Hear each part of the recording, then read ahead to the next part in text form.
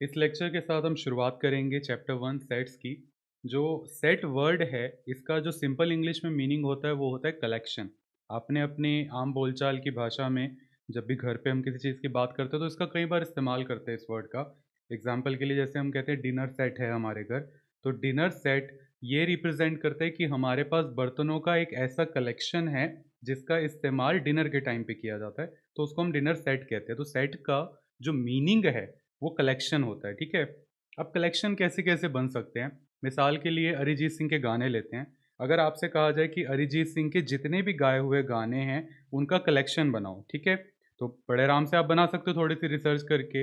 And अगर यहीं पे अगर मैं आपको इसको थोड़ा सा मॉडिफाई करके कहूँ कि अरिजीत सिंह के गाए हुए 5 बेहतरीन गानों का कलेक्शन आप बनाओ। अब देखो, है तो दोनों कलेक्शन ही, अरिजीत के सारे गानों का कलेक्शन और 5 बेहतरीन गानों का कलेक्शन है, दोनों कलेक्शन ही, दोनों सेट हैं, लेकिन दोनों में एक फ़र्क है। जो अरिजीत के सारे गानों का कलेक्शन है, अगर आपको बनाने के लिए दिया जाए या मुझे बनाने के लिए दिया जाए तो हम एक ही लिस्ट बनाएँगे। उसमें फ़र्क क्या हो सकता है? फ़र्क ये हो सकता है लाइक उसका सॉन्ग चन्ना मेरेया, मैं उसको 8th पोज़ीशन पे रख दूँ, तो हो सकता है आप 9th पे रख दो या 2nd पे रख दो, ऑर्डर अलग हो सकता है। लेकिन लिस्ट जो बनेगी, जो कलेक्शन बनेगा अरिजीत के गाए हुए सारे गानों का, वो आपका और मेरा सेम होगा अगर हम अपने-अपने कलेक्शन बनाएँ तो। लेकिन जब बात आती है कि उसके गाए हुए 5 बेहतरीन गाने, अब ये जो कलेक्शन होगा, ये सब्जेक्टिव हो जाता है। सब्जेक्टिव का मतलब कि ये डिपेंड करता है पर्सन टू पर्सन। आपको अगर लिस्ट बनाने के लिए दिया जाए तो आप जो 5 बेहतरीन गाने चुनेंगे, हो सकता है कि वो मेरे 5 जो पसंदीदा गाने हैं उससे अलग हो, क्योंकि मेरी नज़र में जो बेहतरीन की डेफ़िनेशन है, वो आपसे अलग होगी और वो किसी तीसरे पर्सन से अलग होगी। तो जो बेहतरीन वर्ड है यहाँ पे, ये वेल डिफाइंड नहीं है। इसलिए बना तो वो कलेक्शन ही इंडिविजुअल कलेक्शन बना, या यूँ कह लो सब्जेक्टिव कलेक्शन बना। अब जो ऐसे कलेक्शंस होते हैं ना जो पर्सन टू पर्सन चेंज हो सकते हैं, ऐसे कलेक्शंस का मैस में यूज़ नहीं किया जा सकता। इसलिए मैस के अंदर जो सेट है, मतलब कलेक्शन ही है, लेकिन मैस के अंदर जो कलेक्शन हम यूज़ करते हैं वो होता है वेल डिफाइंड कलेक्शन। इसलिए जो सेट की डेफिनेशन है वो ये है कि it is the well defined collection of objects. कोई भी ऑब्जेक्ट्स हो सकते हैं, यहाँ तक कि अरिजीत के सारे गानों का कलेक्शन भी एक तरह का सेट ही है हमारा।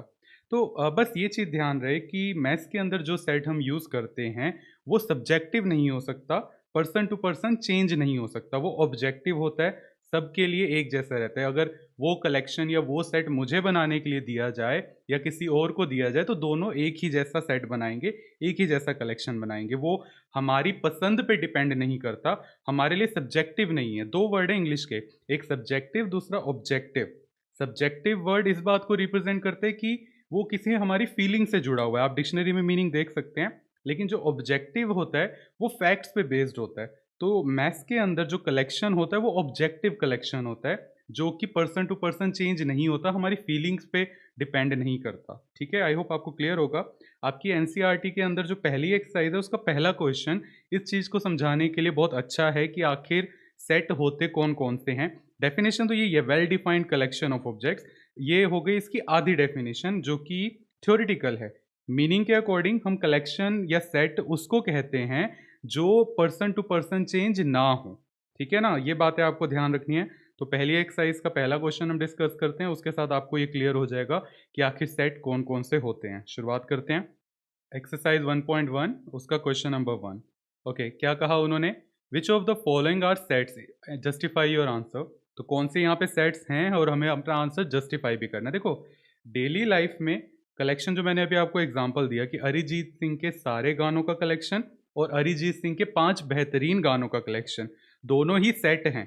लेकिन मैथ्स के अंदर या फिर हम अपनी जो एजुकेशन के अंदर जो कलेक्शन यूज़ करते हैं, जो सेट यूज़ करते हैं, वो सिर्फ ऑब्जेक्टिव होना चाहिए, वो वेल डिफाइंड होना चाहिए, यानी कि पर्सन टू पर्सन चेंज नहीं होना चाहिए। तो यहाँ पे जो उन्होंने कहा ना कि which of the following are sets, तो उनका यही मतलब है कि ये कौन से इनमें से कलेक्शन ऐसे हैं जो पर्सन टू पर्सन चेंज नहीं होंगे, वो ऑब्जेक्टिव होंगे, सब्जेक्टिव नहीं होंगे, ठीक है, या वेल डिफाइंड हैं। इनमें से कौन कौन से हमें वो बताना है।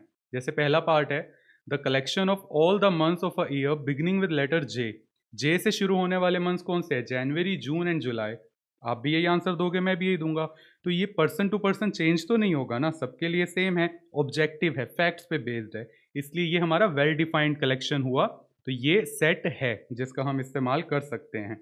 सेकंड कहा the collection of 10 most talented writers of India. अब देखो, जो वर्ड टैलेंट है, टैलेंट वर्ड सब्जेक्टिव है कि मेरी नज़र में जो टैलेंट की डेफिनेशन है, हो सकता है आपकी नज़र में अलग हो, किसी थर्ड पर्सन के नज़र में अलग हो। तो टैलेंट यहाँ पे वेल डिफाइंड नहीं है कि वो टैलेंट कह किसे रहे हैं। तो ये जो कलेक्शन बनेगा, ये पर्सन टू पर्सन डिपेंड करता है, ये सब्जेक्टिव कलेक्शन है, वेल डिफाइंड नहीं है। इसलिए ये हमारा मैथ्स वाला सेट नहीं हो सकता या एजुकेशन वाला सेट नहीं हो सकता।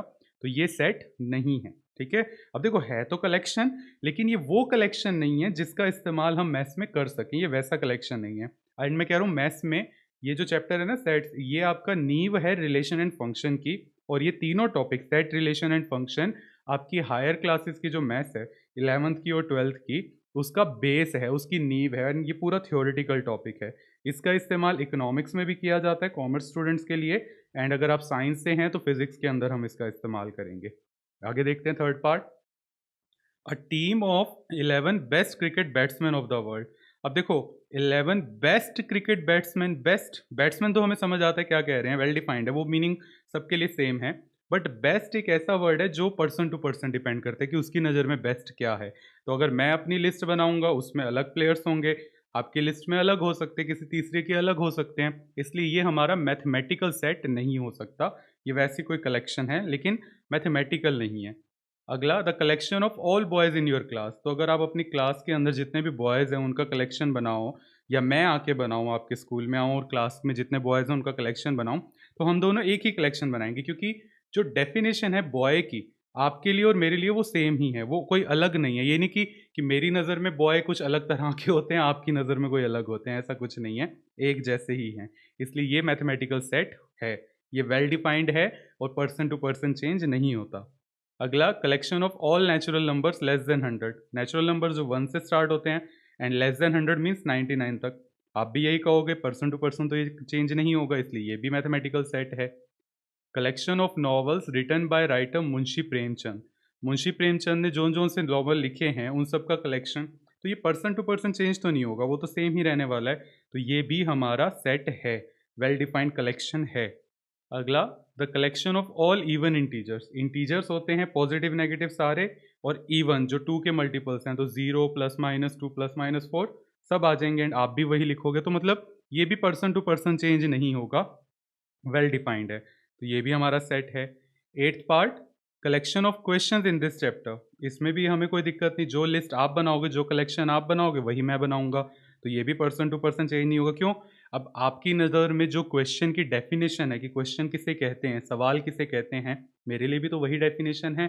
अब मैं तो ऐसा नहीं ना कि क्वेश्चन जब मैं इमेजिन करता हूँ, अच्छा क्वेश्चन इसे कहते हैं और आप कुछ और इमेजिन कर रहे हैं, ऐसा नहीं होता। लेकिन जब बात आती है बेस्ट वर्ड, तो बेस्ट सब्जेक्टिव है, उसकी डेफिनेशन वो पर्सन टू पर्सन डिपेंड करती है कि वो किस चीज़ को बेस्ट समझता है, ठीक है ना। तो इसलिए ये हमारा मैथमेटिकल सेट है।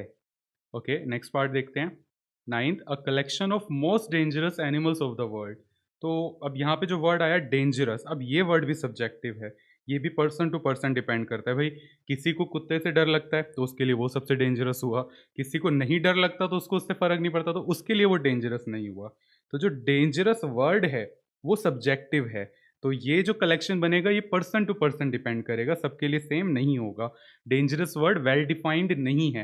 वेल डिफाइंड का मतलब कि हमें डेंजरस की डेफिनेशन नहीं दी। अगर वो हमें डेफिनेशन देते हैं ना किसी तरह की भी, डेंजरस से उनका मतलब क्या है, तो हम कहते हैं हाँ ठीक है भाई, अगर आपने जो डेफिनेशन दी हम उसके अकॉर्डिंग लिस्ट बनाएंगे, उसके अकॉर्डिंग कलेक्शन बनाएंगे। लेकिन यहाँ कोई डेफिनेशन नहीं है तो पर्सन टू पर्सन ये चेंज होगा, ये वेल डिफाइंड नहीं है कलेक्शन, इसलिए ये हमारा सेट नहीं हो सकता। ठीक है जी। तो ये थे डेफिनेशन या फिर मीनिंग की सेट कहते किसे हैं। देखो, हैं ये भी सेट जिनको मैंने क्रॉस करा है, लेकिन ये वो वाले सेट नहीं है जिनका हम इस्तेमाल कर सके, क्योंकि ये पर्सन टू पर्सन चेंज होते जाते हैं। हमें वही सेट चाहिए जो वेल डिफाइंड कलेक्शन हो, जो सब्जेक्टिव ना हो, ऑब्जेक्टिव हो। सिंपल सा ये मतलब है, ठीक है। ओके, तो ये टॉपिक हुआ इसका इंट्रोडक्शन। अब सवाल उठा कि जब आप कलेक्शन बना लोगे किसी भी चीज़ का, आपको पता चल गया कि वो ऑब्जेक्टिव कलेक्शन होना चाहिए, तो दुनिया के आगे उसको कैसे रिप्रेजेंट करोगे? रिप्रेजेंट करने का क्या तरीका हो सकता है? तो जैसे वही अरिजीत सिंह के गानों का कलेक्शन लें, अगर सारे गानों का कलेक्शन, तो अगर आपको किसी को बताना है कि ये कलेक्शन अरिजीत सिंह के सारे गानों का कलेक्शन है, आप दो तरह से उसको ये चीज़ दिखा सकते हो। एक तो आप सिर्फ उसका टाइटल बोल दो कि अरिजीत सिंह के सारे गानों का कलेक्शन है ये, आप हेडिंग बता सकते हो, या फिर उस कलेक्शन वो किसके बारे में है वो उसकी डेफिनेशन या हेडिंग बता सकते हो, मेन प्रॉपर्टी बता सकते हो। दूसरा है आप पूरी की पूरी लिस्ट पकड़ा दो उसे, एंड यही तरीका होता है किसी भी कलेक्शन को रिप्रेजेंट करने का। यानी कि अगर लिख के दिखाऊँ इसको, तो अगर हमारे पास कोई भी सेट है, आप उसको दो तरह से रिप्रेजेंट कर सकते हो। या तो आप उसकी लिस्ट बना सकते हो, या फिर आप जो उसकी हेडिंग है या वो जो कलेक्शन जिस बात पे बेस्ड है, जो प्रॉपर्टी है, आप उसको बता सकते हो। अब देखो, अभी तक जितने भी एग्जांपल्स आए हैं, इन सब के अंदर आपने एक चीज़ नोटिस करी होगी कि जो कलेक्शन होता है, उसके अंदर जितने भी ऑब्जेक्ट्स होते हैं, वो सारे के सारे एक ही बात को फॉलो कर रहे होते हैं। जैसे यहाँ कहा collection of questions in this chapter, तो सारे के सारे क्वेश्चंस ही होंगे, उनके अंदर कोई आंसर नहीं आएगा, क्योंकि कलेक्शन ऐसा बन रहा है। कलेक्शन ऑफ इवन इंटीजर्स, तो सिर्फ इवन इंटीजर्स होंगे, यानी कि उसके अंदर जितनी भी ऑब्जेक्ट्स होंगे, जितनी भी वैल्यूज होंगी, वो सारे की सारी एक ही हेडिंग को फॉलो कर रहे होंगे, एक ही प्रॉपर्टी को फॉलो कर रहे होंगे। अरिजीत सिंह के गानों का कलेक्शन, उसके अंदर और कोई तो नहीं डालेंगे ना हम, गाना अरिजीत सिंह का ही होगा। तो इसलिए आप चाहें तो उसकी प्रॉपर्टी से उसको बता सकते हैं, या फिर आप पूरी लिस्ट पकड़ा सकते हैं, ये लिस्ट से आप देख लें। एंड यही तरीके हैं सेट्स को रिप्रेजेंट करने का। ये वाला जो इनका मेथड है, उसके दो नाम है। एक तो लिस्ट वाले को तो लिस्टिंग मेथड कहा जाता है, अगर मेथड पूरा लिखूं लिस्टिंग मेथड। एंड प्रॉपर्टी वाले को प्रॉपर्टी मेथड। कोई नाम कोई खास फ़र्क नहीं हुआ, लेकिन आपकी जो एनसीईआरटी है ना, वो अपडेटेड नहीं है, उसमें कई सारी चीज़ें चेंजेस नहीं किए गए जो आजकल चल रहे हैं नाम। इस आपकी एनसीईआरटी में इसका वो पुराने वाला ही नाम है, रोस्टर फॉर्म। पुराना का मतलब ये नहीं कि गलत है, मतलब ये दोनों नाम है, कोई इसको लिस्टिंग मेथड से भी जानता है, कोई रोस्टर फॉर्म से भी जानता है। आपको दोनों पता होने चाहिए। रोस्टर फॉर्म का मतलब यही होता है कि आपने जो कलेक्शन रिप्रेजेंट करा दुनिया के आगे, वो लिस्ट की फॉर्म में है। और प्रॉपर्टी मेथड का जो दूसरा नाम है, वो है set builder form. Set builder form, इसके अंदर हम उसकी जो हेडिंग होती है या डेफिनेशन होती है कि वो किस बारे में है, हम सिर्फ वो हेडिंग लिख के बताते हैं कि ये सेट इस बारे में है। ठीक है, अभी आगे क्वेश्चंस और एग्जांपल्स भी लूंगा। पहले जरा इसके कुछ एग्जांपल्स अपनी तरफ से लेते हैं। लाइक अगर मैं आपसे कहूँ कि एक कलेक्शन है पहले 5 नेचुरल नंबर्स का, तो अगर मैं उसको लिस्ट की फॉर्म में लिखूँ तो ऐसे लिखा जाएगा 1 2 3 4 5। हम जनरली कॉमास लगाते हैं अलग अलग ऑब्जेक्ट्स दिखाने के लिए। तो अब ये हमारा कलेक्शन है, बट जब किसी को देते हैं तो कलेक्शन किसी चीज़ में पैक होना चाहिए ना, किस इकट्ठा होना चाहिए। तो उसको इकट्ठा रखने के लिए यहाँ पे हम करली ब्रैकेट्स यूज़ करते हैं, ये वाले। ठीक है, एक चीज़ अब आपको क्लियर होनी चाहिए, आपके पास जो 3 तरह के ब्रैकेट्स हैं, ये इस तरह के और इस तरह के, इनको कहा जाता है राउंड ब्रैकेट्स, इनको कहा जाता है स्क्वायर ब्रैकेट्स, और इनको कहा जाता है कर्ली ब्रैकेट्स। इन तीनों के अपने अपने मतलब हैं। अब आप इसको कहीं पे भी अपनी मर्जी से ऐसे नहीं लगा सकते, इन तीनों के अपने मीनिंग हैं, इसी चैप्टर में हम इसको डिस्कस करेंगे। फिलहाल इसका मीनिंग सेट होता है। जब भी आपको कर्ली ब्रैकेट्स कहीं दिखेंगे, इसका सीधा सा मतलब होता है कि वो कलेक्शन ऑफ ऑब्जेक्ट्स है, well defined collection of objects है, सेट को रिप्रेजेंट कर रहा है। तो थोड़ी आदत डालनी पड़ेगी इसको बनाने की। मेरी भी रजिस्टर पे आदत है, लेकिन इस पे इतनी अच्छी आदत नहीं है, इसलिए इतने साफ सुथरे बन नहीं रहे। लाइक दिस ऐसे करके बनते हैं, थोड़ा प्रैक्टिस करोगे बनाना आ जाएगा, थोड़ी प्रैक्टिस ही चाहिए होती है। और इन दोनों ब्रैकेट्स के बारे में हम अभी आगे डिस्कस करेंगे आने वाले लेक्चर्स में। तो ये तरीका हुआ लिस्ट को रिप्रेजेंट करने का। अच्छा, जो लिस्ट है ये भी सेट है रोस्टर फॉर्म में, इसको कुछ ना कुछ नाम जरूर दिया जाता है। तो हम जनरली जो सेट का नाम होता है कैपिटल अल्फ़ाबेट से लिखते हैं और इस तरह से रिप्रेजेंट करते हैं। This is called roster form.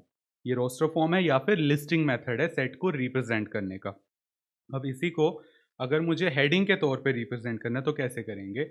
उसका तरीका ये है कि आपको बस हेडिंग बतानी है, लाइक नाम तो वही रहेगा ए, और ये क्या है, फर्स्ट 5 नेचुरल नंबर्स। तो the collection of first 5 natural numbers, पहले 5 नेचुरल नंबर्स का कलेक्शन। इस तरह से आप लिख सकते हो, this is called set builder form. But ये जो सेट बिल्डर फॉर्म है ये थोड़ी कम फॉलो की जाती है जब हम वर्क कर रहे होते हैं, क्योंकि आगे जो टॉपिक है जिसका ये बेस है, रिलेशन एंड फंक्शन, वहाँ पे हम ये वाली फॉर्म पे इतना वर्क नहीं करते। वहाँ पे हमें एक दूसरी फॉर्म चाहिए।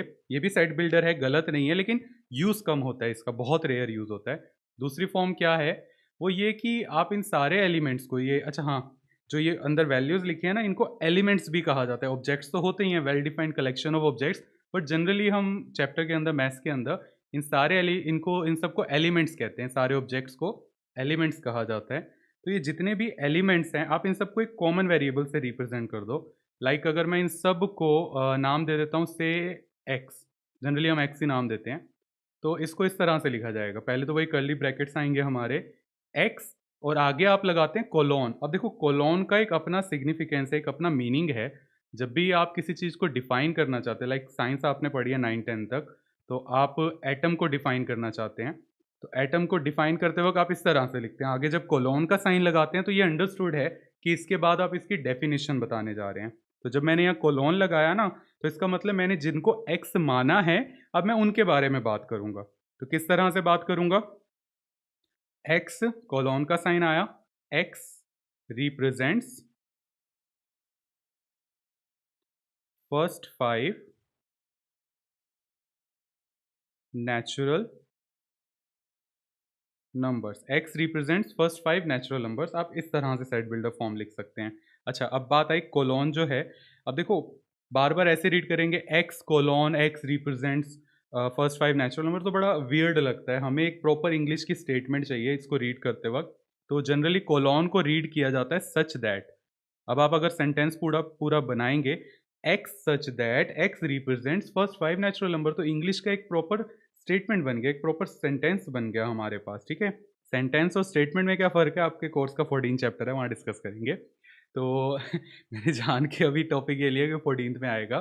तो मतलब एक सेंटेंस बन के एक स्टेटमेंट बन गई यहाँ पे हमारी, जिसको बोलना आसान है कि x such that x represents first 5 natural numbers. तो कोलोन मत रीड करना, इसे सच दैट रीड करते हैं हमेशा। अच्छा, जो आपकी ये डेफिनेशन होती है ना सेट बिल्डर फॉर्म में, या जो हेडिंग या प्रॉपर्टी आप लिख रहे होते हो, इसको आप कई तरह से लिख सकते हो, क्योंकि ये तो इंग्लिश है।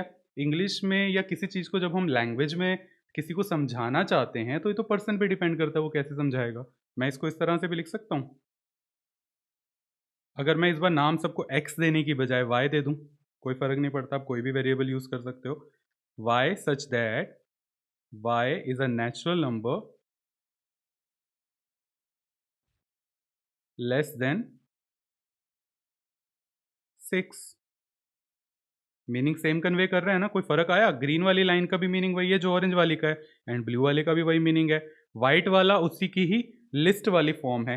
ये चारों के चारों एक ही बात को रिप्रेजेंट कर रहे हैं ना। तब अब आप सोचोगे, मैंने ग्रीन और ऑरेंज में दो अलग अलग डेफिनेशन लिखी है, तो सब्जेक्टिव हो गई डेफिनेशन। यस, डेफिनेशन सब्जेक्टिव हुई, लेकिन जो कलेक्शन इनसे बन रहा है, जो इनका ओवरऑल मीनिंग है, वो सब्जेक्टिव नहीं है, वो ऑब्जेक्टिव है। वो पर्सन टू पर्सन चेंज नहीं होगा। अब आप किसी पर्सन को अगर ग्रीन वाली स्टेटमेंट से इस चीज़ को समझाना चाहो, तो वो वही कलेक्शन बनाएगा जो वो यार ऑरेंज वाली स्टेटमेंट को पढ़ के बनाएगा। अलग तो नहीं बनेगा ना, क्योंकि दोनों मीनिंग एक ही कन्वे कर रहे हैं, बस हम उनको कह अलग तरीके से रहे हैं। वो कहने का तरीका सब्जेक्टिव हो गया, बट कलेक्शन सब्जेक्टिव नहीं हुआ। कलेक्शन अभी भी हमारा फिक्स्ड है, पर्सन टू पर्सन चेंज नहीं होगा, वेल डिफाइंड है अभी भी। अच्छा, जो सेट बिल्डर फॉर्म है या प्रॉपर्टी मेथड है, ये कई तरह से लिखा जा सकता है। हम क्वेश्चन के टाइम पे इसको और डिटेल में डिस्कस करेंगे।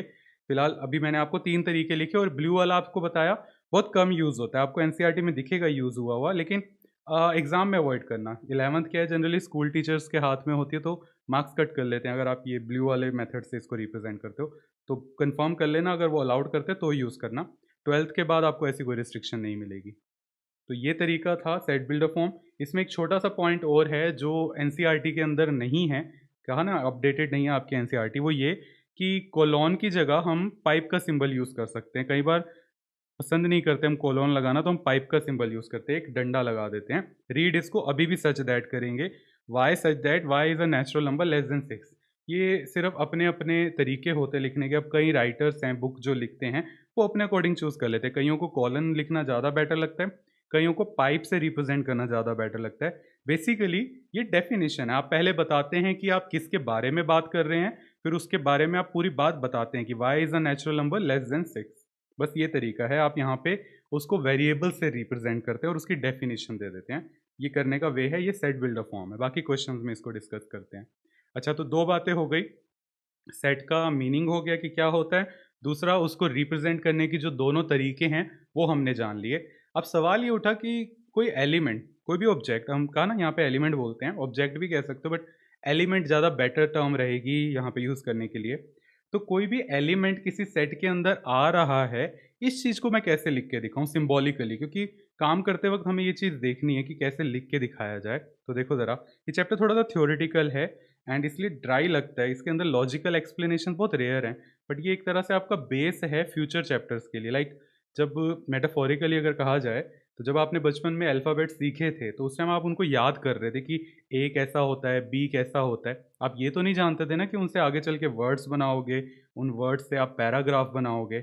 लेकिन जब आपने अल्फ़ाबेट्स याद कर लिए, उसके बाद वर्ड्स आपको याद नहीं करने पड़े, आपको सीखने पड़े।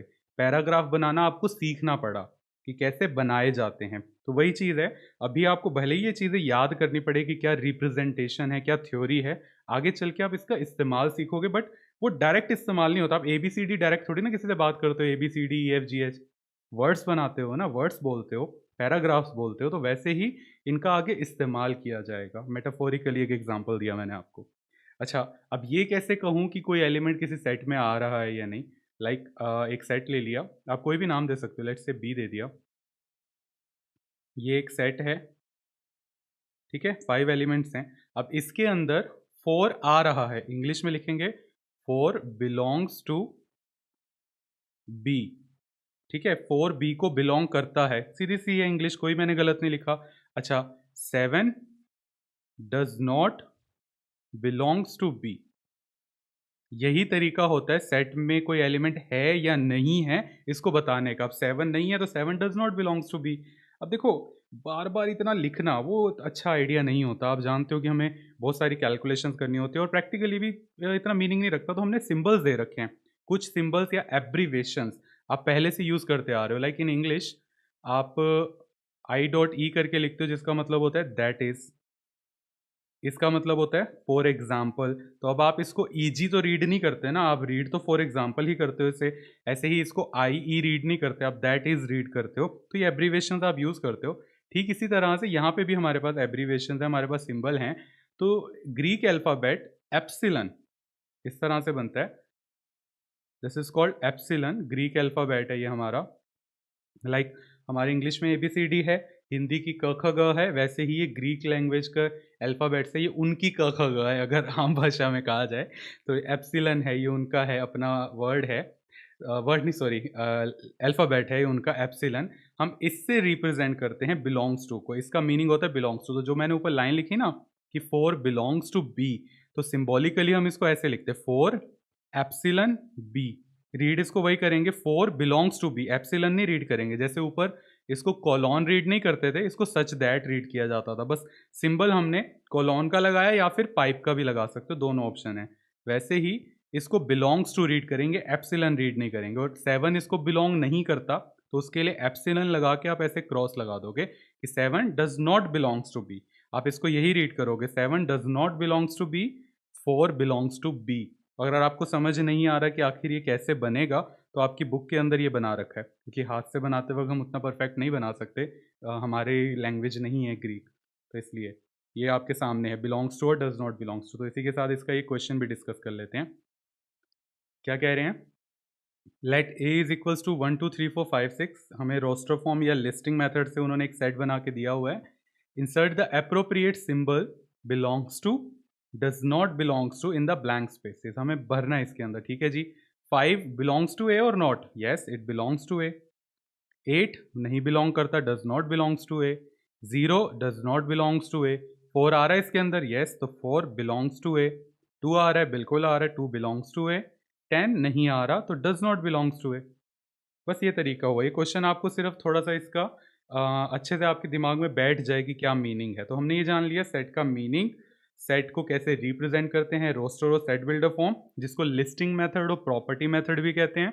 तीसरी चीज़ कि कोई एलिमेंट किसी सेट में आ रहा है या नहीं, ये तरीका देखने के लिए या ये चीज़ बताने के लिए हम इस्तेमाल करते हैं ग्रीक सिंबल या ग्रीक अल्फ़ाबेट एप्सिलन का, और उसको रीड करते हैं बिलोंग्स टू। और अगर स्लैश ऐसे उसको कट कर दे, लाइन डाल दे, तो डज नॉट बिलोंग्स टू। इसको रीड इस तरह से किया जाता है, ठीक है। तो ये आपकी इस एक्सरसाइज की पूरी थ्योरी है। अब हम इसके आगे के क्वेश्चन डिस्कस करेंगे 3 से लेके आगे, जिनमें आप इन्हीं चीज़ों की अच्छे से प्रैक्टिस कर पाएंगे कि आखिर कैसे रोस्टर फॉर्म और सेट बिल्डर फॉर्म के साथ वर्क किया जाता है। तो शुरुआत करते हैं। सबसे पहले क्वेश्चन नंबर 3 एक्सरसाइज 1.1 का। क्या कह रहे हैं, write the following sets in roster form. हमें उन्होंने यहाँ पे जो सेट्स दिए हैं अगर आप ध्यान से देखेंगे तो वो सेट बिल्डर फॉर्म में दिए हैं या फिर प्रॉपर्टी मेथड से रिप्रेजेंट किए हैं। हमें उनको रोस्टर फॉर्म में कन्वर्ट करना है या फिर उनकी लिस्ट बनानी है, उनको लिस्टिंग मेथड से रिप्रेजेंट करना है, पूरा का पूरा लिस्ट बनानी है कि क्या एलिमेंट्स इन कलेक्शन या इन सेट्स में आएंगे। शुरुआत करते हैं। तो मैं साथ साथ आंसर यहाँ लिख रहा हूँ ताकि आप कॉपी करना चाहें तो कॉपी कर भी सकें। क्वेश्चन नंबर 3 है ये हमारा, उसका फर्स्ट पार्ट। ओके, उन्होंने उसमें हमें कहा है जो x है जिसकी डेफिनेशन अब वो आगे बता रहे हैं, is an integer and x की जो वैल्यू है -3 से बड़ी और इक्वल और 7 से छोटी। मतलब x जो है वो सारे इंटीजर्स हमारे हो जाएंगे जो -3 से बड़े या इक्वल हैं और 7 से छोटे हैं। तो स्टूडेंट्स कई बार कंफ्यूज हो जाते हैं इसके अंदर, क्योंकि इनइक्वालिटीज पे वर्क करना आप चैप्टर 6 में अच्छे से सीखेंगे, इतनी प्रैक्टिस नहीं होती अभी। 6 के बाद आपको इतनी दिक्कत नहीं आएगी। तो अगर कन्फ्यूजन हो ना, एक रफ नंबर लाइन बना लो। उन्होंने हमें कहा -3 और 7 के बारे में बात कर रहे हैं, तो जो x की वैल्यू है वो हर एक इंटीजर है जो -3 से बड़ा और इक्वल है। तो -3 से बड़े नंबर, बड़े वाले नंबर राइट की तरफ होते हैं नंबर लाइन में, तो पहला फिर -2 आएगा, -1, 0, 1, 2, 3, 4, 5 और 6 तक चलेगा। 7 नहीं आएगा इसके अंदर क्योंकि यहाँ लिखा है कि 7 से छोटा चाहिए। तो हमारा जो कलेक्शन बना, जो लिस्ट बनी यहाँ या रोस्टर फॉर्म बनी, वो बनी -3, -2, -1, 0, 1, 2, 3, 4, 5, 6। ये इसकी रोस्टर फॉर्म आ गई। ठीक है जी, इसको हटाते हैं, सेकंड पार्ट पे चलते हैं। सेकंड पार्ट, उसके अंदर सेट का नाम उन्होंने बी दिया है। क्या लिख रहे हैं, x is a natural number less than 6। ये तो मैंने ही अभी ऊपर लिया था। तो 6 से छोटे नेचुरल नंबर कौन से होते हैं, 1, 2, 3, 4 एंड 5। ये हमारा कलेक्शन हो गया। थर्ड पार्ट, उसकी भी लिस्ट बनाते हैं।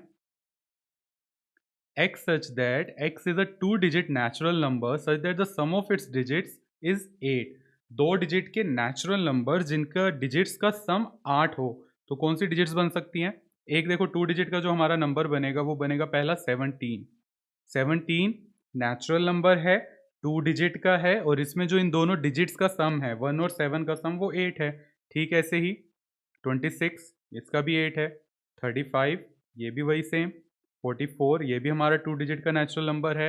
अगला 53, 62, 71 एंड 80।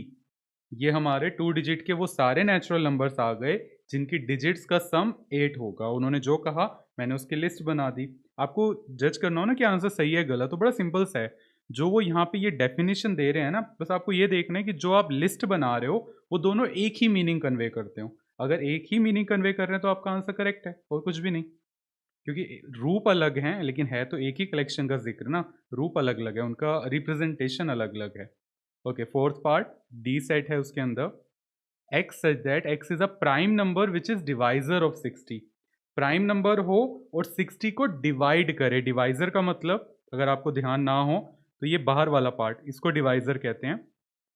तो ऐसे कौन कौन से प्राइम नंबर हैं जो 60 को डिवाइड कर देंगे, हमें वो बताने हैं। ठीक है जी, तो सबसे पहला हमारा जो प्राइम नंबर होगा वो 2 होगा, वो 60 को डिवाइड कर सकता है, यस। उसके बाद 3, वो भी कर सकता है। उससे अगला प्राइम नंबर 5, वो भी कर सकता है। उससे अगला प्राइम नंबर 7, नहीं करेगा। उससे अगला प्राइम नंबर 11, वो भी नहीं करेगा। 13, नहीं। 17, वो भी नहीं। 23, नहीं। तो आप चेक कर सकते हो इसके आगे कोई भी नहीं है। 60 तक आप जा सकते हो कि 60 से छोटा ही होगा जो भी उसको डिवाइड करेगा। तो बस हमारे ये 3 आंसर आए इसके अंदर। पार्ट 5, सेट ई। इसके अंदर है the set of all letters in the word trigonometry. दिखा आपको, यहाँ पे उन्होंने सच दैट वाले तरीके से नहीं लिखा, सीधा सीधा सा सेट बना के लिख दिया। तो मैंने आपसे कहा ना ये भी एक तरीका है, बट एग्जाम में टीचर जनरली प्रेफर नहीं करते हैं और वैसे भी इस तरीके का इस्तेमाल थोड़ा कम ही किया जाता है प्रैक्टिकल लाइफ के अंदर। बट ये भी एक तरीका है, अगर टीचर्स अलाउड करें तो आप जरूर लिख के आ सकते हो। इसलिए स्कूल में कंफर्म कर लो, 12th में और 12th के बाद ऐसी कोई दिक्कत नहीं है, सिर्फ 11 तक है। अब यहाँ पे उन्होंने कहा क्या, ट्रिग्नोमेट्री के अंदर आने वाले सारे लेटर्स का कलेक्शन। तो आपको एक चीज़ अब समझनी है, जो भी कलेक्शन हम बनाते हैं जिसको हम सेट कहते हैं, डेफिनेशन क्या थी, वो well defined collection of objects हो जिसका मतलब ये होता है कि वो ऑब्जेक्टिव कलेक्शन हो, सब्जेक्टिव ना हो, पर्सन टू पर्सन चेंज ना हो। तो उसके अंदर कुछ कंडीशंस हैं। क्या कंडीशंस, पहली चीज़ तो ये, जब मैंने एग्ज़ाम्पल भी दिया था अरिजीत सिंह के गानों का, तो मैंने ये कहा था ना कि हो सकता है चन्ना मेरेया जो सॉन्ग है, वो मेरी लिस्ट में 8वें नंबर पर हो, आपकी लिस्ट में सेकंड या फर्स्ट नंबर कहीं पे भी आ सकता है। कलेक्शन आप बना रहे हो, ठीक है ना?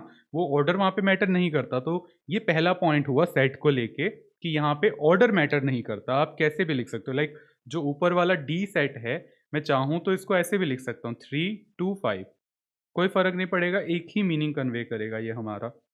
तो सेट के अंदर ऑर्डर मैटर नहीं करता, ये पहला पॉइंट। दूसरा पॉइंट कि सेट के अंदर कभी भी कोई भी एलिमेंट रिपीट नहीं होता। आप किसी भी ऑब्जेक्ट को या एलिमेंट को दो बार या दो, मतलब एक से ज़्यादा बार आप नहीं लिख सकते। दो बार क्या बोलूँ, एक से ज़्यादा बार लिख ही नहीं सकते, क्योंकि अगर आप एक से ज़्यादा बार उसको लिखोगे तो वो सेट नहीं कहलाएगा, वो मल्टी सेट हो जाता है। मल्टी सेट एक अलग टॉपिक है जो कॉलेज में जाके आपको जिसका इंट्रोडक्शन मिलेगा, एंड वो एक अलग कंसेप्ट है जिसका प्रैक्टिकल एप्लीकेशन उतनी खास हैं भी नहीं, इसकी हैं। ये हमारा मेन प्रैक्टिकल लाइफ से जुड़ता है। तो multi set is another topic. तो दो बातें ध्यान रखनी है, ऑर्डर मैटर नहीं करता और आपका कोई एलिमेंट रिपीट नहीं होना चाहिए सेट के अंदर। ये इसका एक तरह से बेसिक रूल्स हैं। तो यहाँ पे उन्होंने कहा ट्रिग्नोमेट्री के सारे लेटर्स, तो जब मैं इनको लिखना शुरू करूँगा, ट्रिग्नोमेट्री में टी आ रहा है, देखो उसके बाद आर है, आई आ रहा है, जी आ रहा है, उसके बाद ओ है, एन है, उसके बाद फिर से ओ आ रहा है, लेकिन ओ मैं ऑलरेडी लिख चुका हूँ इसलिए दोबारा नहीं लिखूँगा। तो उसके बाद अगला एम, एम नहीं आया मेरे कलेक्शन में तो एम आएगा, देन ई, उसके बाद टी है, टी ऑलरेडी आ चुका है तो उसको नहीं लिखेंगे दोबारा, आर को भी नहीं लिखेंगे, वाई। तो ये हमारा रोस्टर फॉर्म बनी जिसमें ऑर्डर मैटर नहीं करता लेकिन कोई एलिमेंट रिपीट नहीं होना चाहिए। ये इसका ध्यान रहे आपको। लास्ट पार्ट ई हो गया। अब एफ हमारा set of all letters in the word better, okay. तो बी, उसके बाद ई आ रहा है उसके अंदर, ठीक है। ऐसे ही टी है, टी दो बार है, फर्क नहीं पड़ता, हम नहीं लिखेंगे दो बार यहाँ। ई भी नहीं लिखेंगे, यहाँ पे ई भी दोबारा आ रहा है और आर, आर आ जाएगा। तो ये बेटर का हमारे जितने भी उसके अंदर लेटर्स हैं उनका कलेक्शन बना, कोई रिपीट ना हो और ऑर्डर मैटर नहीं करता। ये चीज़ आपको ध्यान रहे सेट के अंदर, ठीक है जी। तो इसके साथ क्वेश्चन नंबर 3 हुआ। अब जो क्वेश्चन नंबर 4 है, ये सेट बिल्डर फॉर्म में कन्वर्ट करने वाला है। अब हमें उन्होंने रोस्टर फॉर्म में क्वेश्चन दिए हैं, ठीक है। तो इस पे जाने से पहले कुछ और बातें लेते हैं, कुछ और जो हमारी थ्योरी के पॉइंट्स हैं, जो फिक्स्ड रूल्स हैं या फिक्स्ड अजम्पशंस हैं, अब ज़रा उनको समझते हैं। सबसे पहले आपने अगर नोटिस किया हो, मैंने जो भी सेट यहाँ बनाया है, जिस तरह का भी सेट बनाया है, हमेशा उसका जो नाम था वो कैपिटल अल्फ़ाबेट से था। तो एक ये जनरल रूल है कि जो सेट का नाम होता है वो कैपिटल अल्फ़ाबेट होता है, कैपिटल अल्फ़ाबेट से रिप्रेज़ेंट होता है, और जो उसके एलिमेंट्स होते हैं वो जनरली स्मॉल अल्फ़ाबेट से रिप्रेज़ेंट होते हैं। बट ये कोई रूल नहीं है, ये कोई फ़िक्स्ड रूल नहीं है, क्योंकि अभी आपने ऊपर ये लास्ट 2 एग्ज़ाम्पल्स देखे, मैंने उसके अंदर कैपिटल अल्फ़ाबेट्स यूज़ करे हैं। तो एक ये जनरल तरीका है कि आप नाम कैपिटल से देते हो और अंदर छोटे रखते हो। तो आप एक चीज़ यहाँ कर सकते हो, मैंने कैपिटल लिखा, आप नहीं लिखना चाहते तो आप इनको स्मॉल लिख सकते हो, बी, ई, टी और आर। उन्होंने यहाँ पे ये कहा set of all letters in the word better, ये नहीं कहा कि कैपिटल लेटर्स कितने हैं। तो हम अंदर वालों को जनरली स्मॉल से रिप्रेजेंट करते हैं। ये कोई फिक्स्ड रूल नहीं है। एक होता है ना कि कॉमन एक मेथड हम फॉलो करते हैं वर्ल्ड वाइड, ताकि आपस में जब हम कम्युनिकेट करें तो आसानी हो, हमें पता हो कि हाँ भाई इन्हीं फिक्स्ड रूल्स के साथ हम काम करेंगे। इसलिए तो ये एक उन रूल्स में से है, लेकिन कोई वैसे वाला रूल नहीं है कि आप नहीं लगाओगे तो कट जाएंगे नंबर, ऐसा कुछ नहीं है। ओके, तो अब मेन आते हैं बात जिसको लेके मैंने टॉपिक शुरू किया। अब कुछ ऐसे नाम हैं, कैपिटल अल्फ़ाबेट्स हैं जो फिक्स्ड हैं, कुछ ऐसे कलेक्शंस हैं जो आप बचपन से पढ़ते आ रहे हैं, उनको एक फिक्स्ड अल्फ़ाबेट से रिप्रेजेंट कर दिया ताकि हमें पता हो कि जब भी वो अल्फ़ाबेट आ रहा है तो हम इस पे वर्क कर रहे हैं। तो वो कलेक्शन कौन-कौन से जो आप बचपन से पढ़ रहे हो? एक आपने पढ़ा नेचुरल नंबर्स का कलेक्शन। नेचुरल नंबर्स आपको ध्यान होंगे, 1, 2, 3 एंड सो ऑन चलते जाते हैं। 3 डॉट से हम रिप्रेजेंट करते हैं इनफाइनाइट सेट को, या कोई चीज़ लगातार चलती जा रही है तो 3 डॉट से रिप्रेजेंट करते हैं। और देखो मैंने सेट की फॉर्म में लिखा है। जनरली पिछले साल तक 10th तक हम ये नहीं लगाते थे ब्रैकेट्स, क्योंकि तब आपने सेट्स पढ़ा नहीं था। अब पढ़ चुके हो तो आपको इसको प्रॉपर वे में लिख के दिखाना है ब्रैकेट्स के अंदर, ठीक है। तो ये नेचुरल नंबर का कलेक्शन है। ऐसे ही होल नंबर का भी कलेक्शन है। होल नंबर्स हम उन्हें कहते थे जो ज़ीरो से स्टार्ट होते हैं, 0, 1, 2, 3 एंड सो ऑन। इसके बाद इंटीजर्स का कलेक्शन है। इंटीजर्स हम उन्हें कहते थे जो पॉजिटिव नेगेटिव सारे नंबर्स होते थे, +-1, +-2 एंड सो ऑन। ठीक ऐसे ही रैशनल नंबर्स का कलेक्शन है। रैशनल नंबर्स वो होते थे जो पी बाय क्यू की फॉर्म में होते थे। तो 0, 1/2, 1/3 एंड सो ऑन, इस तरह के सारे बनेंगे, पॉजिटिव नेगेटिव सब आ जाते थे। अब ये अगर आपको ध्यान नहीं है तो 10th के लेक्चर्स में मैंने ये चीज़ें अच्छे से एक्सप्लेन करी हैं, और 9th के लेक्चर्स में कि हमारे कलेक्शन में कौन कौन से नंबर्स आते हैं, रैशनल नंबर्स क्या हैं। आप वो लेक्चर्स दोबारा जाके देख सकते हैं। अच्छा, रैशनल नंबर्स हो गए। इसके बाद आपका जो कलेक्शन था वो रियल नंबर्स का था। मैंने यहाँ इर्रेशनल हटा दिया क्योंकि इर्रेशनल नंबर्स का इस्तेमाल हम डायरेक्टली कभी नहीं करते सेट्स के अंदर। हम जनरली रैशनल के साथ वर्क करते हैं, रियल के साथ करते हैं, और जब इर्रेशनल पे वर्क करना होता है तो हम इन दोनों को साथ में लेके वर्क करते हैं। और कैसे करते हैं इसी चैप्टर में आगे आएगा, तो आप देख लोगे। अब रियल नंबर कौन से थे? वो थे सारे रैशनल और इर्रेशनल नंबर्स को अगर आप मिला दो, उन सब के कलेक्शन को अगर आप जोड़ दो, तो उनको रियल नंबर्स कहा जाता था। हमारे सबसे बड़ा कलेक्शन नंबर्स का, या हमारे जितने भी नंबर्स हैं वो सारे नंबर्स को हम रियल नंबर्स कहते थे। आप 9th 10th पे इस पे बेस्ड कई चैप्टर्स पे काम कर चुके हो, यूक्लिड डिवीजन लेमा भी पढ़ चुके हो उस पे बेस्ड। अच्छा, अब इन सेट्स के कुछ फिक्स्ड नाम हैं, अल्फ़ाबेट्स फिक्स्ड हैं। लाइक जो आपका नेचुरल नंबर का सेट है उसको एन से रिप्रेजेंट किया जाता है, होल नंबर के सेट को डब्ल्यू से, इंटीजर्स को जेड से, रैशनल नंबर्स को क्यू से, रियल नंबर्स को आर से। ये नाम पहले भी आ चुके हैं 9th 10th में, बट तब आप जानते नहीं थे कि ये जो नाम दे रहे हैं वो सेट को रिप्रेजेंट करते हैं, उस कलेक्शन का फिक्स्ड नाम है। तब पता नहीं था, अब आपको मालूम है। अच्छा, एक चीज़ और, अब ये जो नाम है ना, कई बार होता है कि एन नाम हम अपनी तरफ से भी किसी सेट को दे देते हैं। लाइक ऊपर वाले पार्ट में ही अगर ये एफ से आगे चलता जाता तो कहीं पे एन आता, तो हम इसको भी कई बार एन नाम दे देते हैं। तो भाई यहाँ तो एन एक अलग सेट को रिप्रेजेंट कर रहा है, जबकि हमने तो एन फिक्स्ड कर दिया नेचुरल नंबर्स के लिए। तो इस चीज़ की कंफ्यूजन को दूर करने के लिए कि एन दो अलग अलग जगह पे हम यूज़ कर सके, इस चीज़ को संभाल के रखने के लिए और कंफ्यूजन ना हो उसके लिए, एक लिखने के तरीके में थोड़ा सा हम चेंज कर देते हैं जब भी हम काम करते हैं इसमें। जब भी ये फिक्स्ड वाले सेट जो येलो कलर में मैंने यहाँ लिखे हैं, इनको आपको रिप्रेजेंट करना हो, तो जब ये नाम आप लिखो ना, तो इनको बोल्ड लिखो। यानी कि जब मैंने नेचुरल नंबर्स को लिखना है तो थोड़ा बोल्ड, लाइक दिस, इसको बोल्ड करके आप लिखोगे तो इसका मतलब हो गया कि ये नेचुरल नंबर्स को रिप्रेजेंट कर रहा है। लेकिन अगर मैंने सीधा ऐसे ही एन लिख दिया तो इसका मतलब कोई भी एन सेट है, कोई भी हो सकता है एन किसी भी तरह का। लेकिन अगर बोल्ड है दैट मीन्स वो हमारा फिक्स्ड वाला है। अब अगर आप बोल्ड नहीं बना सकते तो दूसरा ऑप्शन ये है, आप नॉर्मल बनाओ और इसको डबल लाइनिंग कर दो। तो डबल लाइनिंग से भी ये अंडरस्टूड होगा कि ये फिक्स्ड वाले सेट का नाम है जो हमारे फिक्स्ड हैं। जैसे इंटीजर्स है तो z है, इसको आप डबल लाइनिंग कर दो लाइक दिस, तो हमें पता चल जाएगा कि हाँ भाई इंटीजर्स वाला। आपकी बुक के अंदर ये हमेशा बोल्ड लेटर में आपको प्रिंट मिलेंगे जब भी क्वेश्चन बुक में दिया जाएगा। लेकिन आप लिखते वक्त दोनों में से जो आपके पेन के ऊपर डिपेंड करता है ना, अगर उसकी जो इंक की वो जो निब है वो पतली है तो आप ज़्यादा बोल्ड लिखोगे तो पेपर फटने के चांसेस होते हैं। तो आप ऐसे डबल लाइनिंग कर सकते हो। अगर पेन मोटा है थोड़ा दबा के लिख दो, बोल्ड आ जाएगा। तो आप इस तरह से ही रैशनल नंबर्स को लाइक डबल लाइनिंग इस तरह से कर सकते हो, ऐसे ही रियल नंबर्स में इस तरह से।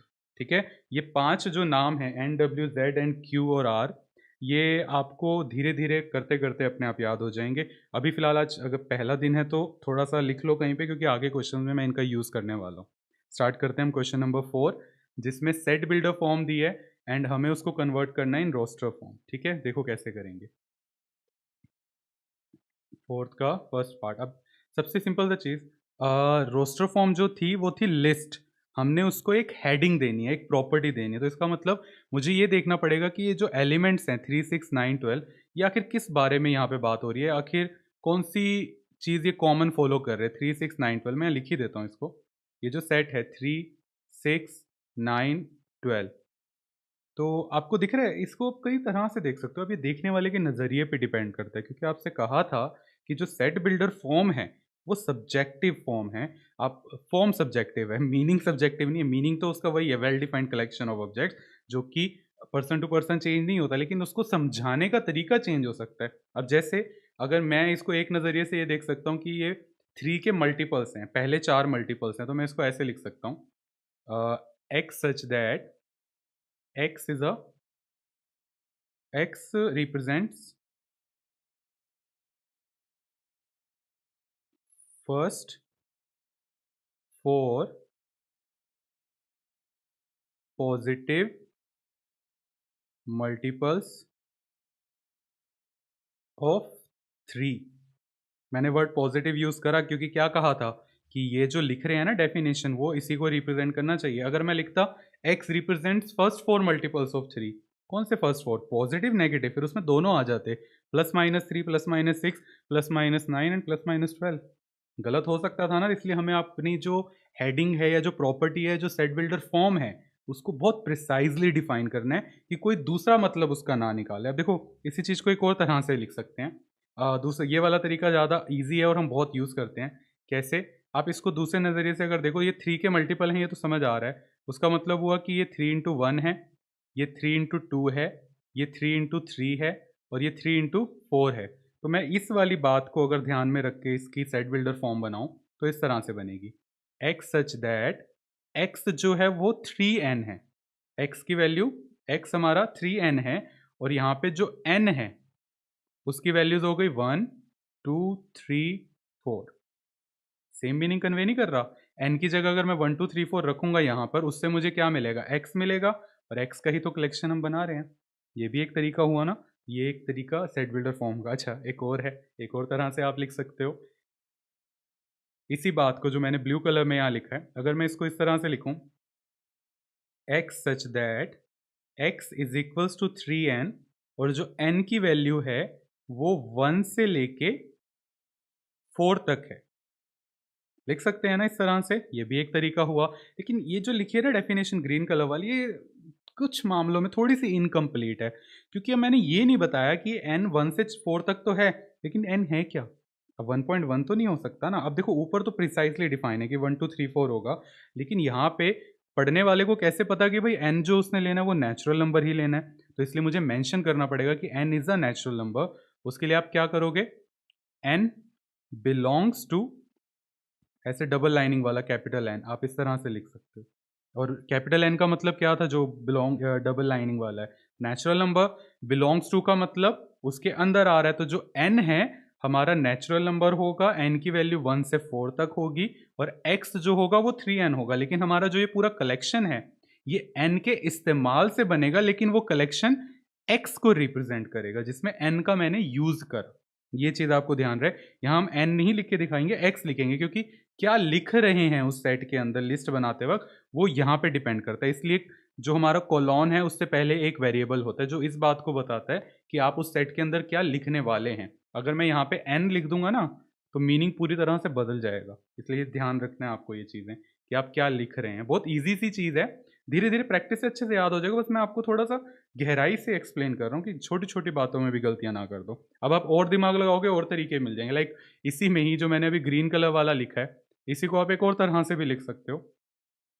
X such that x is equals to 3n, n की वैल्यू 0 से 5 तक, ठीक है, और n नेचुरल नंबर है।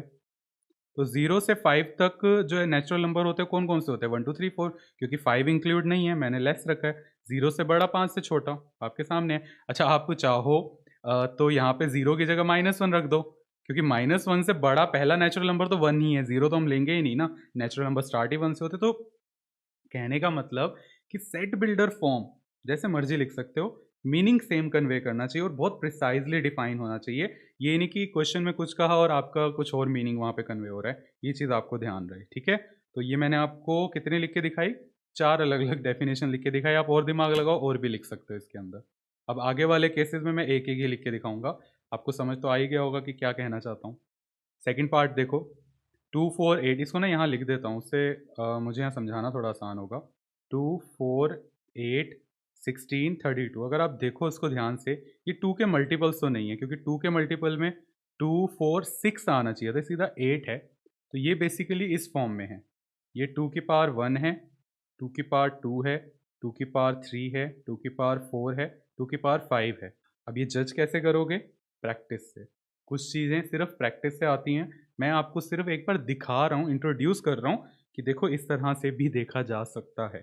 टीचर का काम यही होता है कि स्टूडेंट को बताना कि भाई यहाँ देख, क्या देखना है वो स्टूडेंट पे डिपेंड करता है, ठीक है। तो ये आप पे डिपेंड करता है कि आप क्या देखेंगे। मैं सिर्फ आपको बता सकता हूँ कि क्या देख, कहाँ देखना है, किस तरफ देखना है। ओके, अब इसको लिखा जाए, अगर हम सेट बिल्डर फॉर्म में लिखें, x such that x is equals to 2 raise to power n, क्योंकि इस बार देखो ऊपर वाली वैल्यूज चेंज हो रही है, 1 2 3 4 5। पिछली बार 3 के मल्टीप्लाई वाले चेंज हो रहे थे, 1 2 3 और ये 4, ये चेंज हो रहा था। ठीक है ना, जो चेंज हो रहा होता है उसको हम जनरली कोई दूसरा वेरिएबल देते हैं। और अब n की वैल्यू आप जैसे मर्जी लिख लो, ऐसे लिख दो कि n जो है 0 से लेके 6 तक है और n हमारा नेचुरल नंबर है। ये आंसर।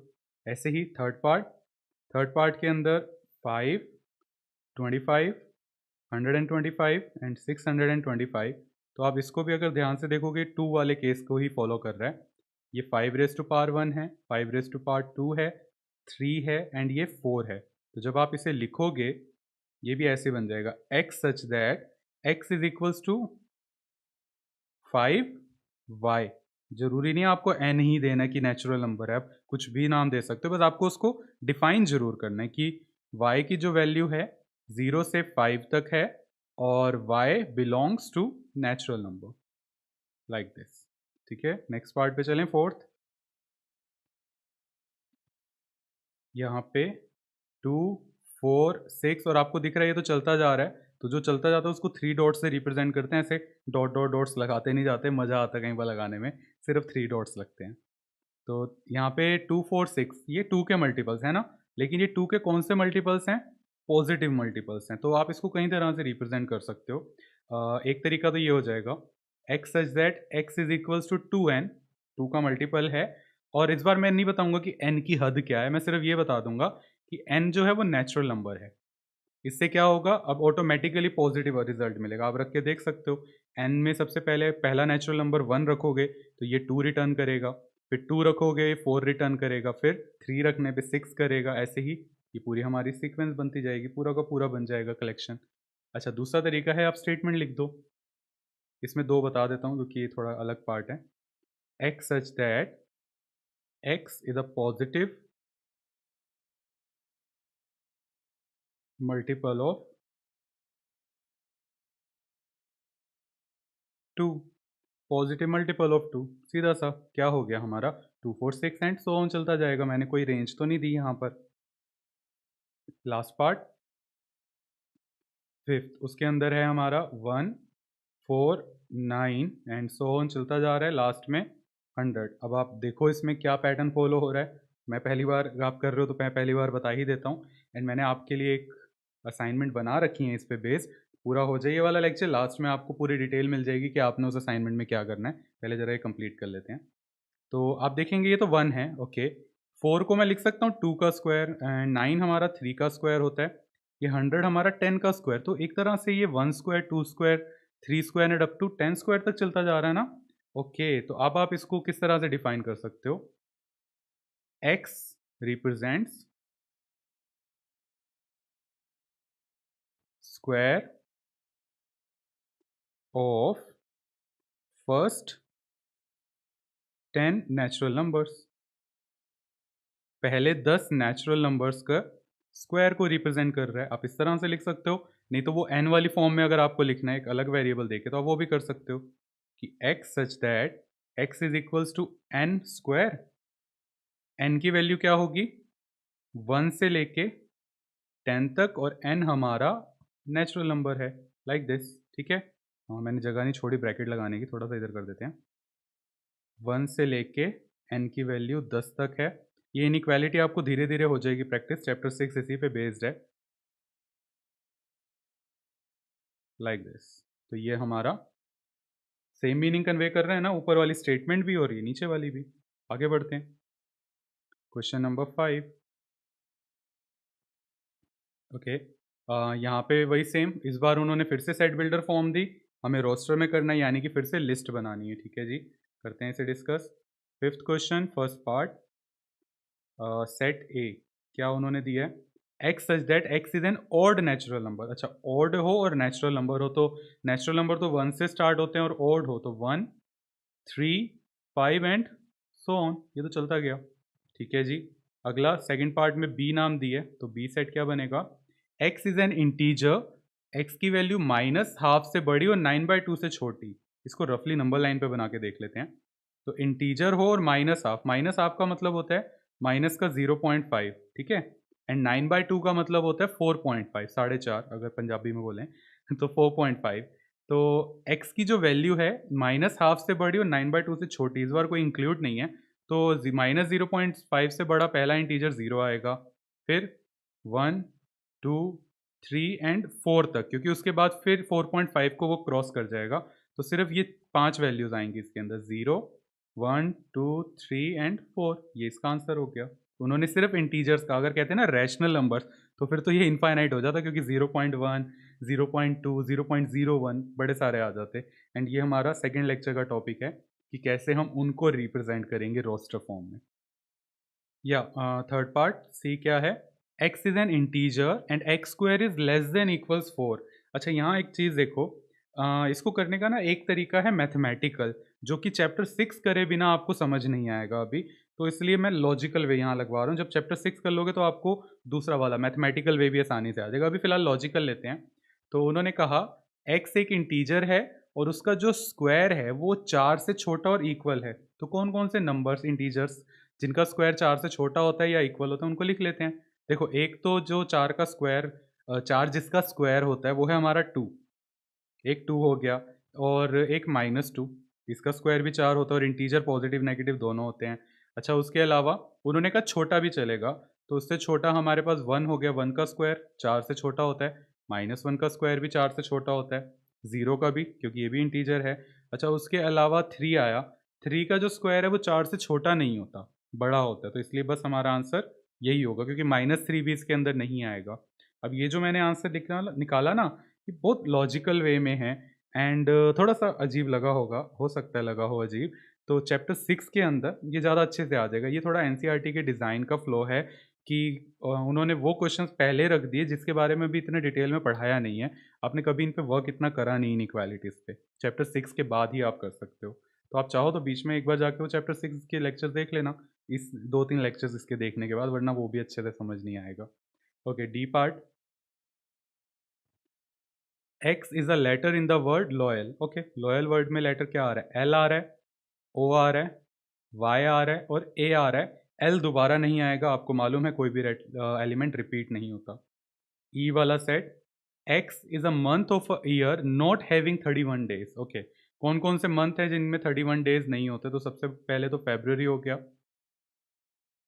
मार्च में होते हैं। उसके बाद आपको पता है ना, वो हाथ पे चेक करना, जनवरी फरवरी मार्च अप्रैल, इस तरह से। आई होप आता होगा, बचपन में सीख रखा है। तो फेब्रुवरी हो गया, उसके बाद मार्च 31 का होता है, अप्रैल, मई नहीं होगा, जून, जुलाई बिल्कुल नहीं होगा, एंड अगस्त याद है, जनवरी फरवरी मार्च अप्रैल मई जून जुलाई एंड अगस्त, जुलाई अगस्त दोनों में 31 होते हैं। तो सितंबर, उसके बाद फिर, और उसके बाद अक्टूबर में 31 हुए, एंड लास्ट नवंबर। ठीक है, ओके, अगला part F, x such that x is a consonant in the English alphabet which precedes k। इसका मतलब है कि k से पहले आने वाले इंग्लिश अल्फ़ाबेट्स के कॉन्सोनेंट, देखो वोवल याद होंगे, ए ई आई ओ यू, तो वो वोवल्स हो गए और उनको छोड़ के जो भी बचा वो कॉन्सोनेंट होता है। तो k से पहले आने वाले हमें सारे कॉन्सोनेंट लिखने हैं। तो अल्फ़ाबेट लिख देते हैं, b हो गया क्योंकि a तो वोवल है, b c d, e नहीं आएगा वो भी वोवल है, तो f g एच, आई नहीं आएगा वोवल है, जे, और उन्हें कहा के से पहले आने वाले, तो के तक तो हमने जाना ही नहीं, तो ये हमारा आंसर हो गया एफ पार्ट का। ठीक है, लास्ट पार्ट देखते हैं और ये एक्सरसाइज पैक करते हैं। ये मैच द फॉलोइंग वाले क्वेश्चंस हैं। ठीक है जी, ये आई थिंक यहीं पे हो जाएगा। देखो क्या कहा है, match each of the set on the left in the roster form which with the same set on the right described in set builder form. Left में रोस्टर फॉर्म दिए है, राइट में सेट बिल्डर फॉर्म दिए है, हमें match करना है। तो बेस्ट तरीका ये है कि सेट बिल्डर फॉर्म को आप सोल्व कर लो, अपने पता चल जाएगा उसकी रोस्टर कौन है।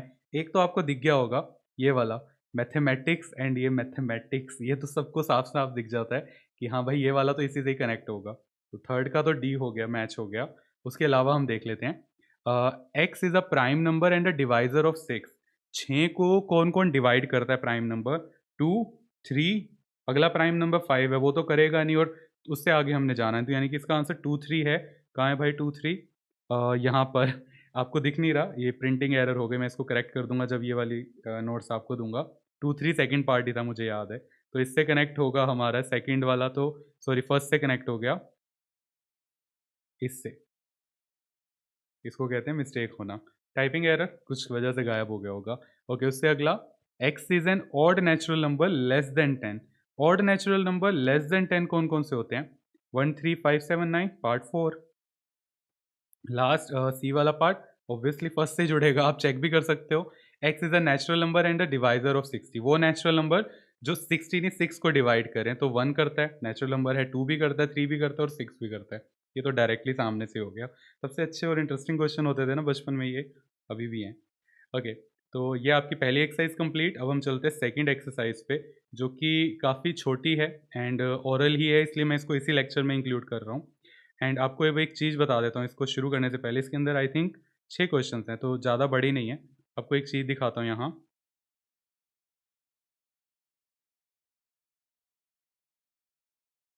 ये आपको दिख रहा है? मैंने ऑलरेडी आपके लिए कुछ असाइनमेंट्स बना रखी हैं, और ये एक तरह से एक अपनी बुकलेट से बनाई है मैंने, जिसको मैंने फ़ोन के हिसाब से डिज़ाइन करा। अब आप इसी को अपने फ़ोन पे आसानी से स्क्रॉल कर पाएँगे। तो ये लेक्चर 1, उसके अंदर आपकी एनसीईआरटी एक्सरसाइज 1.1 है और 1.2 है। उसके बाद आप देखो, ये क्वेश्चन तो मैंने आपको सारे करवा दिए, तो आप खुद भी तो कुछ प्रैक्टिस करेंगे तभी तो सीख पाएँगे ना। इसलिए आपके जो बोर्ड की तरफ से क्वेश्चन प्रोवाइड किए जाते हैं, क्वेश्चन बैंक, उस पे बेस्ड, एनसीईआरटी एग्जाम्पलर प्रॉब्लम उस पे बेस्ड, और जो प्राइवेट बुक्स जितनी भी मार्केट में मिलती हैं उन पे बेस्ड मैंने ये असाइनमेंट्स बनाई हैं। ये 3 असाइनमेंट्स हैं जो लेक्चर 1 के लिए हैं। आप लेक्चर 1 पूरा देख लेंगे, उसके बाद ये 3 असाइनमेंट्स आराम से अटेम्प्ट कर पाएंगे। ठीक ऐसे ही फिर लेक्चर 2 है, वो आप देख लेंगे, उसके बाद मैंने उसकी एक ही असाइनमेंट बनाई, मतलब वो टॉपिक पे डिपेंड करता है। तो एक ही असाइनमेंट के अंदर तीनों से क्वेश्चंस हैं, बोर्ड के क्वेश्चंस भी हैं और एनसीईआरटी के क्वेश्चन, वो एग्जाम्पलर के क्वेश्चंस हैं, और प्राइवेट पब्लिशर जो भी आपके मार्केट में फेमस चल रहे होते हैं, मैं नाम नहीं ले सकता ऐसे, तो उनके क्वेश्चंस भी हैं इसके अंदर। आप समझ गए होंगे जोन जोन से फेमस प्राइवेट बुक्स जो आती हैं, जो जनरली आपको टीचर्स कहते हैं कि हाँ इसके क्वेश्चन प्रैक्टिस करो एग्जाम के लिए, तो वो क्वेश्चंस हैं जिनको मैंने इस तरह से अरेंज करा है जिससे आप टॉपिक अच्छे से कर लें और एग्जाम के लिए आपको कोई और बुक खरीदने की कभी ज़रूरत ना हो। इसमें सब कुछ है, एग्जाम्पलर और क्वेश्चन बैंक के तो सारे क्वेश्चंस हैं, एग्जाम्पल तक हैं उन बुक से, तो वो सब कुछ है। प्राइवेट पब्लिशर्स जो बुक बनाते हैं ना, जनरली उसके अंदर एक्स्ट्रा टॉपिक बहुत होता है। लाइक 10th का जो उसके अंदर आपको क्वेश्चन मिलेंगे, उनमें 11th के जरूर मिक्स होंगे, 11th के अंदर 12th के मिक्स होते हैं, 12th के अंदर वो कॉलेज के 2 4 क्वेश्चन डाल देते हैं, क्योंकि उनको अपनी वो बुक बेचनी है। तो जब तक दिखाएंगे नहीं कि देखो हमारी बुक तुम्हारी एनसीईआरटी से बड़ी एडवांस है, तब तक आप खरीदोगे थोड़ी ना। आपको पता चल जाएगा कि यार सेम ही तो क्वेश्चन है, क्या करेंगे खरीद के। तो इसलिए जो प्राइवेट पब्लिशर्स की बुक्स है ना, वो कभी भी, मैंने जब ऑफलाइन भी पढ़ाया है इतने साल, तो कब तब भी मैंने कभी भी नहीं लगवाई वो बुक, क्योंकि वो इम्प्रैक्टिकल हो जाती है। सारे क्वेश्चन तो कभी भी आपको सॉल्व करने ही नहीं। आपको अगर 11th में रह के 12th के क्वेश्चन सॉल्व करने हैं, तो पहले आपको 12th का वो कंसेप्ट भी तो सीखना पड़ेगा ना। पहले कैसे कर लोगे? तो इसलिए फिर अपना ही कॉन्फिडेंस लूज होता है कि भाई मुझसे तो ये बुक सॉल्व ही नहीं हो रही, अब मैं कैसे 12th में कर पाऊंगा या कर पाऊंगी, तो अपना ही कॉन्फिडेंस टूट जाता है। उसमें घबराने की ज़रूरत नहीं, वो बुक का डिज़ाइन है, ऐसा आपकी गलती नहीं है। इसलिए मैंने ये असाइनमेंट्स बनाई है, आपको कुछ परचेज़ नहीं करना।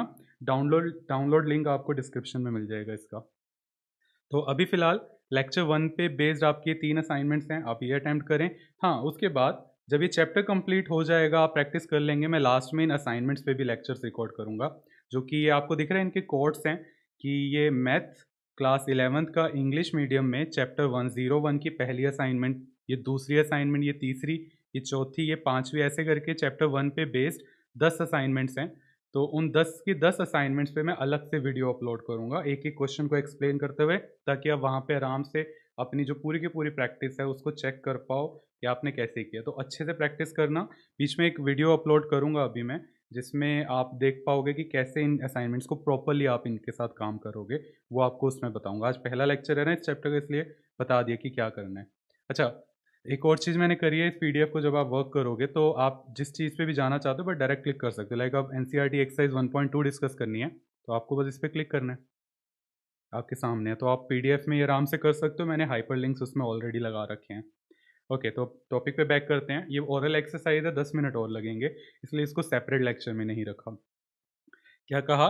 विच of the following examples of the null set. अब देखो, नल सेट नाम से आपको पता चल रहा है, एंड सेट्स वैसे हमारे कई तरह के हो सकते हैं, तो कुछ 2-3 टाइप्स आपके कोर्स में हैं, वो क्वेश्चंस में ही आपको क्लियर हो जाएगा। नल सेट बेसिकली कहा जाता है उस सेट को जिसके अंदर कोई एलिमेंट नहीं होता। तो मैं आपको लिख के बताता हूँ इसके बारे में थोड़ा सा।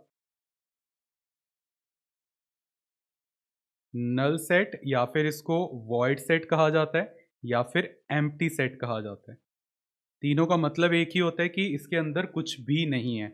लाइक वन से छोटे सारे नेचुरल नंबर, तो वन से छोटा नेचुरल नंबर कौन होता है? कोई भी नहीं होता ना।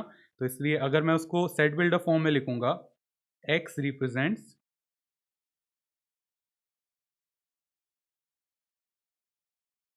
Natural number less then one. तो वन से छोटा नेचुरल नंबर कोई भी नहीं होता हमारे पास, तो ये खाली सेट है। लेकिन सेट बिल्डर फॉर्म में तो आया, उसकी हेडिंग तो बननी ही थी ना, उसकी प्रॉपर्टी तो बननी थी। लेकिन जब आप इसको रोस्टर फॉर्म में लिखते हैं तो आप ऐसे लिख देते हैं, बस खाली ब्रैकेट्स छोड़ देते हैं। इसका मतलब ये है कि ये वाला सेट जो है नल सेट है, खाली है, इसके अंदर कुछ भी नहीं है। अब जो नल सेट है ना या एम्प्टी सेट है, इस पे हमें बहुत ज़्यादा वर्क करना होता है आगे चल के, बहुत ज़्यादा इस पे वर्क है।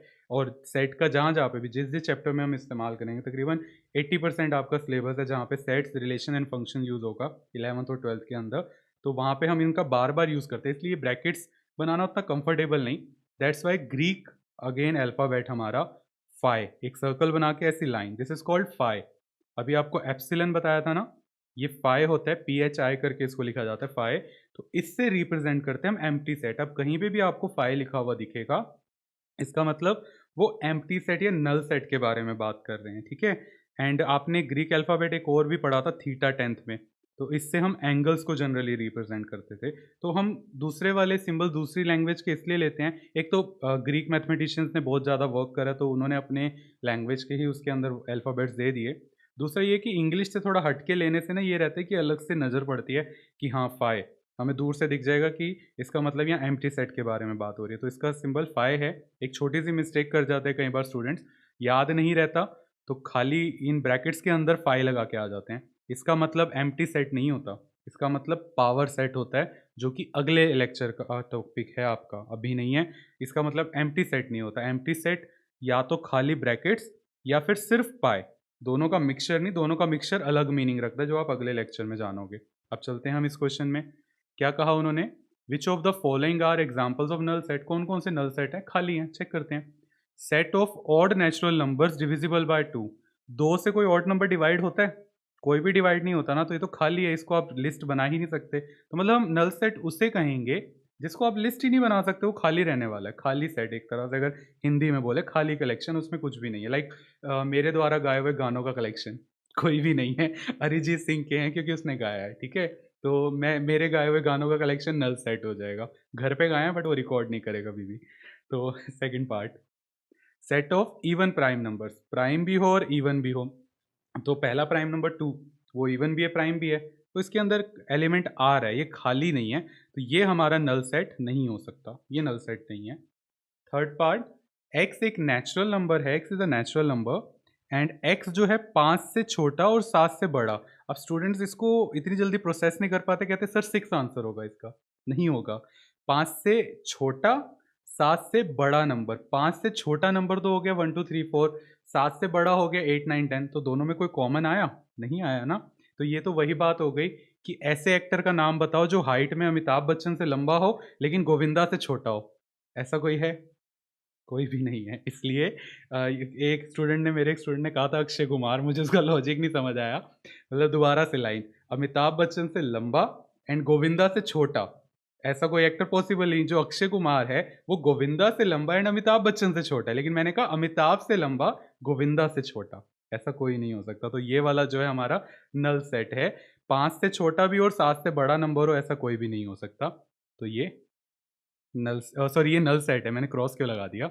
ये नल सेट है। उन्होंने पूछा है ना कौन सा खाली है, ये है। y is a point common to any two parallel lines. दो पैरेलल लाइंस के बीच में कभी भी दो पॉइंट कॉमन होता है? कोई भी कोई पॉइंट कॉमन नहीं होता ना, तो ये भी खाली होगा। नल सेट है, मतलब नल सेट उसे कहा गया जिसके अंदर कोई एलिमेंट नहीं आए जब आप उसको लिस्टिंग मेथड से रिप्रेजेंट करें या फिर रोस्टर फॉर्म से रिप्रेजेंट करें। इतनी सी बात। ओके, हाँ चलते हैं नीचे सेकंड क्वेश्चन पे। अब अगले तरह के सेट्स हैं जो कि डेली लाइफ में यूज़ करते हो। वर्ड है फाइनाइट और इनफाइनाइट। आप जानते हो फाइनाइट हम उनको कहते हैं जिनको हम काउंट कर सकें, जो काउंटेबल हैं, और जिनको काउंट नहीं कर सकें उनको इनफाइनाइट कहते हैं। तो अब कई ऐसे सेट होते हैं जिनके जो एलिमेंट्स होते हैं उनको आप गिन सकते हो, 8 10 एलिमेंट होते हैं, लेकिन कईयों में इनफाइनाइट होते हैं। तो याद है अभी हम कर भी रहे थे, 3 डॉट से उसको रिप्रेजेंट करते हैं। तो अब उसका डिफरेंस यहाँ पे हमें इन क्वेश्चन में बताना है। क्या कहा? Which of the following sets are finite और infinite? Okay, the set of months of a year, एक साल में जितने मंथ्स होते हैं आप गिन सकते हो उसे? बिल्कुल गिन सकते हैं। तो ये जो कलेक्शन है ये फाइनाइट है, ये गिना जा सकता है, ठीक है। और अगला 1 2 3 and dot dot dot dot dot dot का मतलब क्या होता है कि आगे इनफाइनाइट तक चलता जा रहा है, तो ये इनफाइनाइट है। काफ़ी इजी है ना ये वाली एक्सरसाइज? थ्योरी है बिल्कुल, और कुछ है भी नहीं, तभी मैंने इसको इसी लेक्चर में लिया।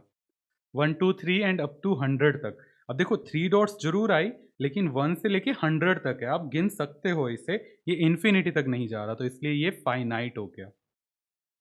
The set of positive integers greater than 100, 100 से बड़े पॉजिटिव इंटीजर 101 102 103 एंड ये इन्फिनिटी तक चलता जाएगा, तो ये भी इनफाइनाइट है, ठीक है। अगला, the set of prime numbers less than 99, prime numbers 99 से छोटे, आप गिन सकते हो आसानी से, फाइनाइट है, क्योंकि 99 से छोटे जितने भी प्राइम नंबर्स है बस आसानी से गिन लोगे, ज़्यादा नहीं होंगे, 20-25 होंगे, आप गिन सकते हो। आगे देखें। ओके, क्वेश्चन नंबर 3 जो है वो भी इसी के बारे में है। State whether each of the following set is finite और इनफाइनाइट, फिर से हमें वही बताना है। पहला क्या है? Set of lines which are parallel to the x axis. अच्छा, एक्स एक्सिस के पैरेलल हम कितनी लाइंस बना सकते हैं? चेक करते हैं जरा बना के।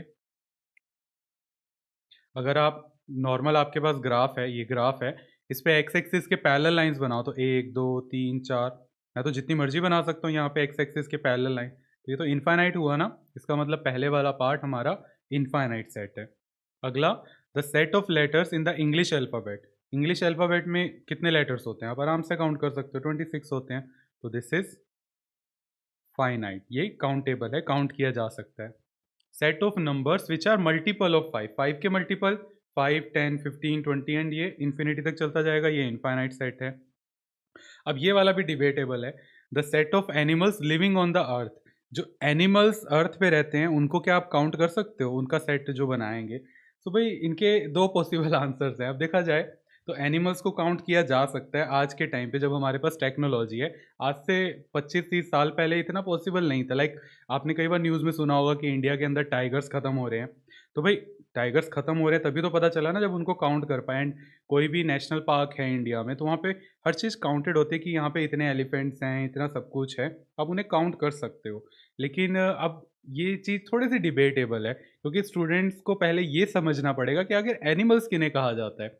क्योंकि ना एनिमल्स को लेके कई बार इमेजिनेशन में लोग छिपकली को भी ले आते हैं कि छिपकली को कहाँ से गिन सकते हैं, वहाँ पे कितनी होगी, या फिर छोटे छोटे चूहे या कॉकरोचेस को कहाँ गिन सकते हैं कि अर्थ पे कितने हैं हमारे पास। तो अब वो चीज़, अब वो एनिमल्स में नहीं आते, उसके लिए अब आपको साइंस में जाना पड़ेगा। तो इसका आंसर मैं आप पे छोड़ता हूँ कि आप खुद सोचो। बुक के अंदर ये फाइनाइट दिया हुआ है, एंड आपकी एनसीईआरटी ना अलग अलग जगह छपती है, तो कुछ बुक्स में इनफाइनाइट भी दिया हुआ है। तो मैं आप पे छोड़ता हूँ अब इसका आंसर क्या लेना चाहते हो। हर कोई अपना अपना इस पे रीज़न दे सकता है, एंड एग्जाम के लिए अपने टीचर से पूछ लेना, जो अलाउड करे वो लिख देना, ठीक है। अगला part, the set of circles passing through the origin 0 0। Okay, origin से पास होने वाले हम कितने सर्कल बना सकते हैं, देखते हैं। ये आपके सामने ओरिजिन, इस पे एक सर्कल मैं ऐसे बना सकता हूँ, एक और बना सकता हूँ लाइक दिस। मान लो ये सर्कल है, इससे ऐसे ही बनता है। आगे जब हम प्रॉपर ज्योमेट्री पे वर्क करेंगे तो जियोजेब्रा पे ही करेंगे। ओके, एक ऐसे बन सकता, तो इस तरह के तो मैं बड़े सारे बना सकता हूँ, राइट ना। तो ओरिजिन से पास होने वाले इनफाइनाइट बन सकते हैं, तो ये जो सेट है ये इनफाइनाइट हुआ, सीधी सी बात। ओके, अब चलते हैं हम अपने अगले टॉपिक पर, जो कि है इक्वल सेट्स। इसके बाद जो लेक्चर है ना वो थोड़े से ज़्यादा लॉजिकल होते जाएंगे, ये तो बिल्कुल ही थ्योरी है। इक्वल सेट्स, नाम से आपको पता चल रहा है कि सेट्स जो उनसे इक्वल होते हैं, तो सेट्स इक्वल कब होते हैं? सीधी सी दो बातें हैं। पहला, उसके एलिमेंट सेम हो, बस दूसरी कोई बात नहीं है कि उसके एलिमेंट सेम हो। दूसरी बात ये है कि ऑर्डर मैटर नहीं करता। लाइक अगर एक सेट है ए बी सी, ठीक है, इसको मैं नाम दे देता हूँ कैपिटल ए, और एक दूसरा सेट है बी सी ए, एक तीसरा सेट है सी ए बी, ये तीनों ही सेट इक्वल हैं क्योंकि इनके जो एलिमेंट्स हैं वो क्या हैं? A B C A B C A B C, बस अलग अलग ऑर्डर में आ रहे हैं। तो इक्वल सेट्स के लिए एलिमेंट्स सेम होने चाहिए, ऑर्डर मैटर नहीं करता। सिंपल सा लॉजिक है इसके पीछे, ठीक है। तो आपको बस ये ध्यान रखना है कि एलिमेंट्स सेम हो, ऑर्डर मैटर नहीं करता। एलिमेंट रिपीट नहीं होना चाहिए, वो तो सेट की ही डेफिनेशन। अगर एलिमेंट रिपीट होगा वो तो सेट ही नहीं रहेगा, फिर हमारा मल्टी सेट हो जाएगा। ओके, फोर्थ क्वेश्चन पे चलते हैं, जो कि इसी पे बेस्ड है। क्या कहा? In the following state whether A is equals to B और नॉट। ए बी के बराबर है यानी ये हमें बताना है। ओके, जो ए सेट है ए बी सी डी है, बी सेट है डी सी बी ए, सेम एलिमेंट्स है ना, तो यस इसके अंदर ए बी के इक्वल है। तो मैं ऐसे लिख देता हूँ यहाँ, इस वाले पार्ट में है। अगले में 4 8 12 16, यहाँ पे 12 नहीं है, उसकी जगह 18 है, तो नहीं, ये इक्वल नहीं है। ऑर्डर मैटर नहीं करता, लेकिन एलिमेंट सेम होने चाहिए। अगला 2 4 6 8 10, x is a positive even integer जो 10 से छोटा और इक्वल है। 10 से छोटा और equal positive even integer, even भी हो पॉजिटिव भी हो, तो 2 4 6 8 10 यही सेम ही तो बनेगा ना, तो यस ये भी इक्वल है। तो इस वाले पार्ट से ये जाना कि जरूरी नहीं रोस्टर टू रोस्टर ही चेक किया जा सकता है। सेट बिल्डर होगा, आप उसको रोस्टर में कन्वर्ट करके चेक कर सकते हो, जैसे मैंने अभी आपको करके दिखाया। अगला part, x is a multiple of 10 और b हमें दिए 10 15 20। अच्छा, 15 तो मल्टीपल ऑफ 10 नहीं होता ना। यहाँ पे हमारे पास a के जो एलिमेंट्स बनेंगे 10 20 30 40 50, उसमें 15 और 25 तो नहीं आने वाला, 15 एंड 25 तो नहीं आने वाला। तो फोर्थ पार्ट के अंदर a is not equals to b। Answer. इसमें ज़्यादा कुछ लिख के दिखाना नहीं था, इसलिए मैंने शीट पे नहीं लिखा, इसे बुक में ही करा दिया। ओके, दो क्वेश्चंस और हैं, उसके साथ फिर ये लेक्चर एंड हो जाएगा। क्या कहा? Are the following pair of sets equal, give reason. वही सेम चेक करना है इक्वल है या नहीं। इस बार रीजन देना है तो हमें लिख के ही बताना पड़ेगा। मैं इधर लिख देता हूँ इसे। फिफ्थ क्वेश्चन, एक्सरसाइज 1.2 है ये। तो पहला पार्ट, ए सेट उन्होंने हमें दिया हुआ है 2 3, एंड जो बी सेट है उसमें कहा है x is a solution of this quadratic equation. Okay, इसका सॉल्यूशन निकालना पड़ेगा। चलो निकालते हैं। तो एक्स स्क्वायर 5x प्लस 6, इसका सॉल्यूशन फाइंड करते हैं। मिडिल टर्म स्प्लिट करी, आप 10th में सीख चुके हैं ये।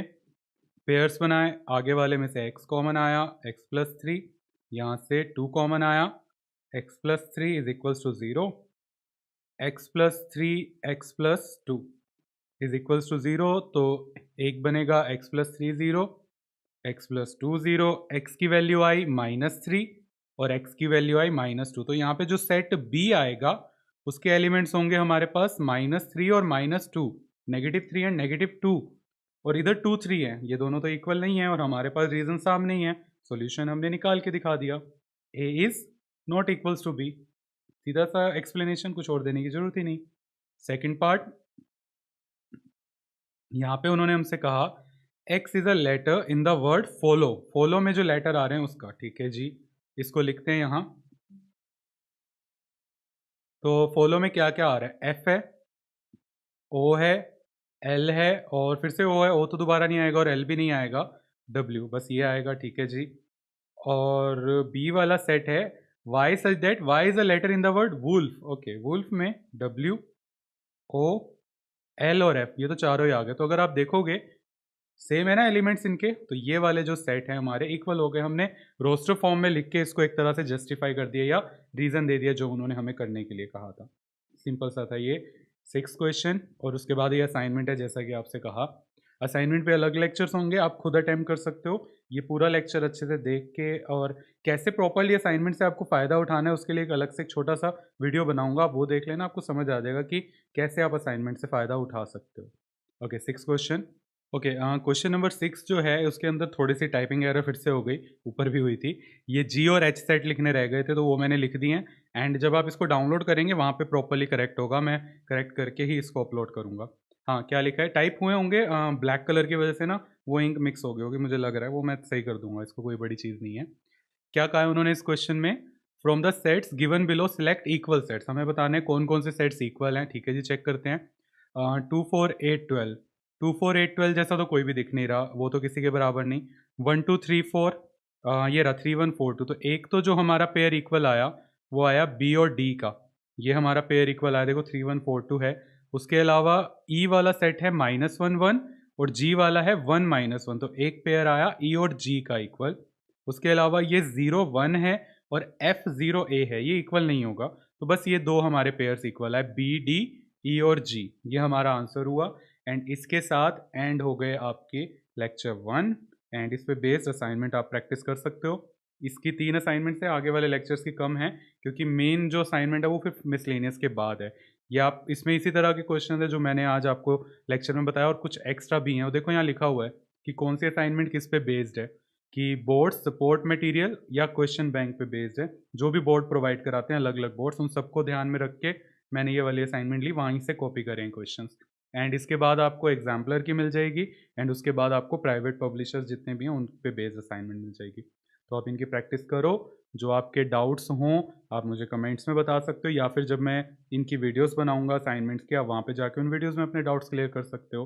तो आपको ज़्यादा दिक्कत भी नहीं होगी, राइट। मेरा यही एम था कि ज़्यादा, क्योंकि इंटरेक्शन का कोई तरीका है भी नहीं यूट्यूब पे, तो इसलिए मैं चाहता था कि ऐसा कोई वे हो कि आप खुद अपने डाउट्स क्लियर कर पाओ, सेल्फ स्टडी कर पाओ। इसलिए मैं इनकी वीडियोस भी अपलोड करूँगा, बट एनसीईआरटी से ये चैप्टर ख़त्म होने के बाद, क्योंकि बहुत सारी चीज़ें इसमें समझानी है।